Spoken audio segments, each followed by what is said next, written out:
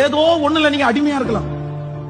கர்த்தர் பல வருஷமா உங்களிடத்துல சொல்லிட்டு இருக்கலாம், பல மாதங்களா உங்கள்கிட்ட சொல்லிட்டு இருக்கலாம், இதை விட்டுருமா, இது உனக்கு சரியாகாது, இது விட்டுருப்பா, இது உன்னுடைய என்னுடைய சித்தம் இல்ல, இந்த காரியத்தை நீ விட்டுரு, இந்த காரியம் உன்னை அழிச்சிடும், இந்த காரியம் உன்னுடைய கிருபைகள் எல்லாம் உன்னை விட்டு எடுத்துரும், இந்த காரியத்தோட நீ வாழாத, நீ ஸ்பெஷலா அழைக்கப்பட்ட ஒரு தேவனுடைய பிள்ளை, உன்னை தாயின் கருவில் உருவாகும் முன்னே நான் தெரிந்து கொண்டேன், அதுக்காக தான் இந்த திருச்சபையில் நான் உன்னை வச்சிருக்கிறேன், அதுக்காக தான் உனக்கு ரட்சிப்பு கொடுத்துறேன், நீ விட்டுரு விட்டுரு விட்டுருன்னு சொல்லி இந்த திருச்சபைக்கு நீங்க வந்த நாள் முதற்கொண்டே ஆண்டவர் பேசிக் கொண்டிருக்கலாம்.